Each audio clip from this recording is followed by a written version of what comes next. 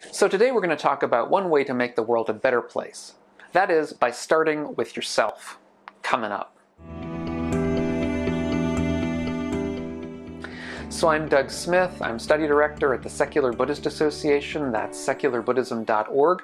If you're new to the channel and interested in living a wiser and a kinder and a less stress-filled life, consider subscribing to the channel.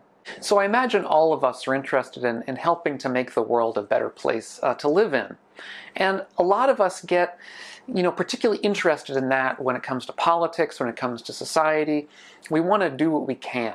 And Western society in general is very ends-directed. We want the ends. We want to get stuff done.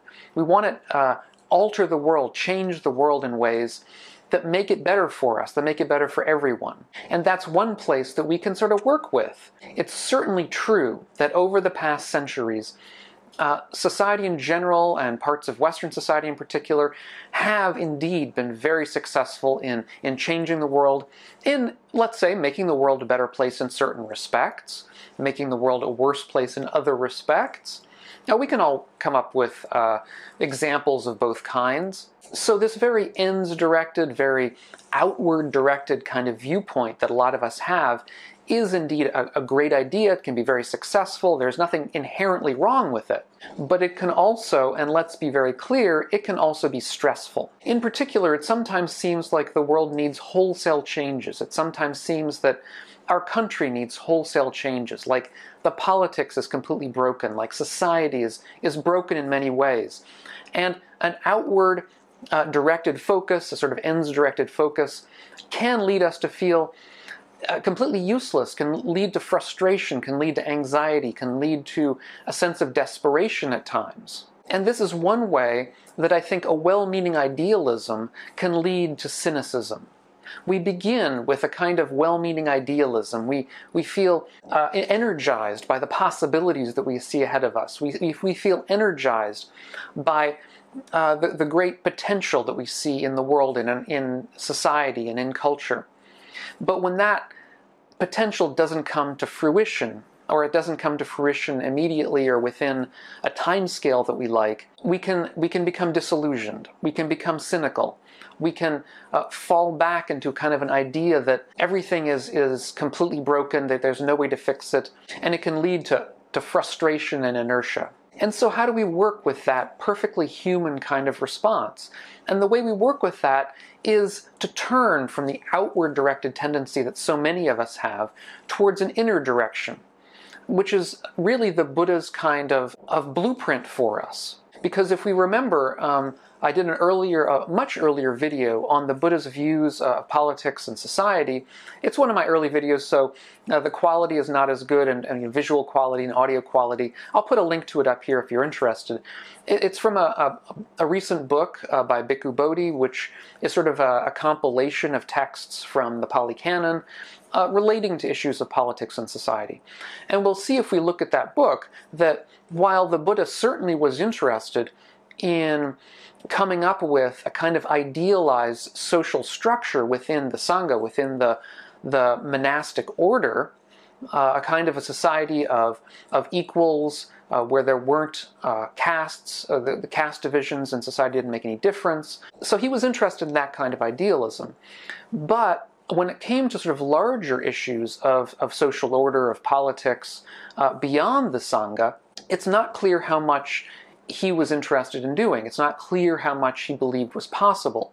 Nevertheless, he did give some clear advice, but the advice tended to be, in general, advice about looking inwards, about changing yourself, about making yourself a better person in many ways, about living a wiser and a kinder and a less stress-filled kind of life. And this kind of advice is particularly apt, particularly useful, I think, when we feel beaten down, when we feel that kind of cynicism rising within us, which, as I say, is a perfectly normal and natural kind of human reaction. And if we can notice that, and then realize that there's work to be done, interior work to be done, then I think we can see a way past the kind of frustration. This isn't an escape from the world. In some people who will see the kind of Buddhist path or Buddhist take on this may say, oh, well, you're just escaping from the world. You're turning from a focus on outward things, on ends that are good for society, and turning sort of away from that and inwardly. But this is not an escape. This is not a turn inwardly in order to escape. It's a turn inward in order to actually help, so that we can return to an outward focus when we find it most convenient, most useful, when we feel that we're in the best frame of mind to do so. Because nobody is really of any help if they're beaten down with anger and hatred and cynicism and the kind of frustration that just makes our tendency towards outward behavior worse. Because we're most politically and socially effective in a good way when we can come at these kinds of questions from a place of wisdom, when we can come at them from a place of kindness, when we can come at them with a lowered stress level, where we aren't feeling like our very being depends upon a particular outcome or a particular different outcome. Because once we get into that kind of rigid stance, then we are more likely to be less effective. Or the effect that we're likely to have is likely to be less good, less skillful.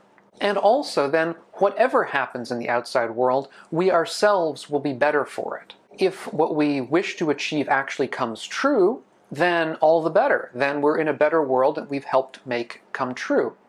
But as we know, there always are going to be backslides. There's always going to be periods in history that are not so good.